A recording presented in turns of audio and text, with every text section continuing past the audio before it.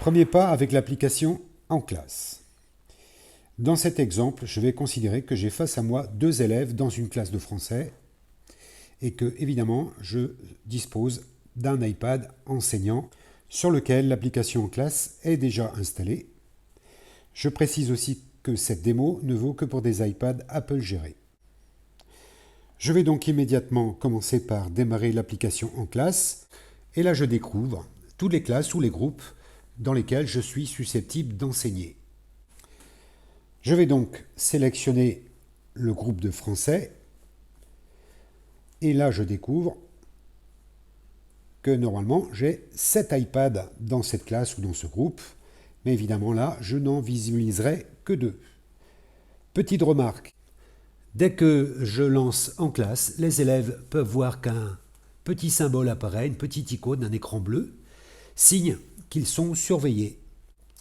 On distingue une petite vignette correspondant à chaque élève, français 4 et français 1. Il ne s'agit pas de piéger les élèves, mais de bien les avertir que toutes leurs activités sont surveillées. Si le premier élève lance Pages, on voit que c'est répliqué sur l'iPad de l'enseignant. De même, si je lance Safari sur l'iPad numéro 4, alors les vignettes sont petites, mais elles donnent une indication de l'activité de l'élève. Et si je veux voir de plus près ce que fait l'élève sur la tablette numéro 4, il suffit de toucher l'iPad associé sur l'écran de l'iPad du professeur.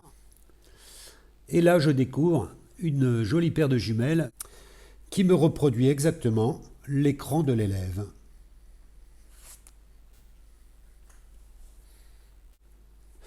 Pour arrêter ça, il suffit de toucher OK sur le coin de l'iPad du professeur. Je peux évidemment aller voir de la même façon ce que fait n'importe quel élève de la classe. Autre fonctionnalité intéressante, l'application systématiquement me donne en temps réel toutes les applications ouvertes sur les iPads des élèves.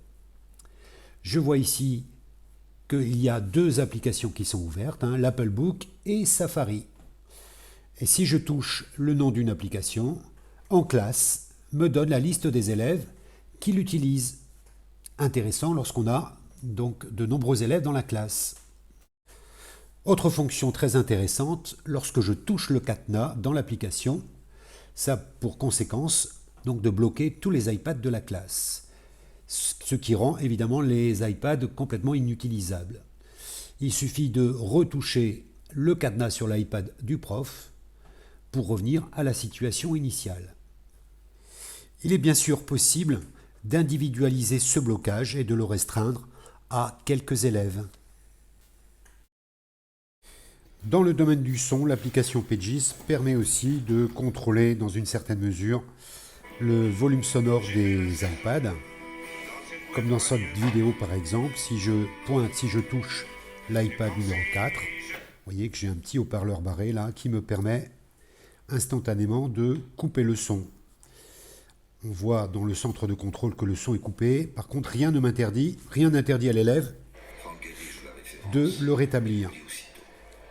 Si je fais la même chose avec la visite du musée Guggenheim, je coupe le son, voilà, et lorsque je vais dans le centre de contrôle, je vois que le son est coupé, mais évidemment je peux le rétablir.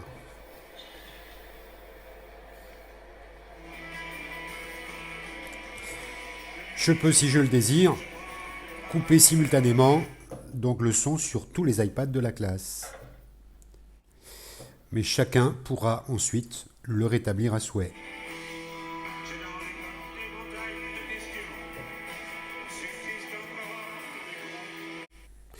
La fin de ma séance approche, il me reste une dernière chose à faire, c'est de terminer la classe.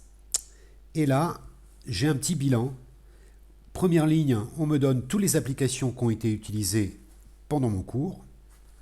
Et en dessous, je peux accéder à toutes les activités des élèves présents. Si je touche Safari, je peux savoir qui l'a utilisé et pendant combien de temps et à quel moment du cours. De même pour toutes les autres applications. Ça permet donc de connaître, de savoir si des élèves ont utilisé des applications qui n'étaient pas prévues et pendant combien de temps. Si je touche chacun des iPads des élèves présents, et bien là j'ai le détail de toutes les applications qui ont été utilisées. Et là encore, on me donne le temps d'utilisation de chacune d'entre elles. Il est donc important à chaque fin de séance de finir par terminer la classe et de valider.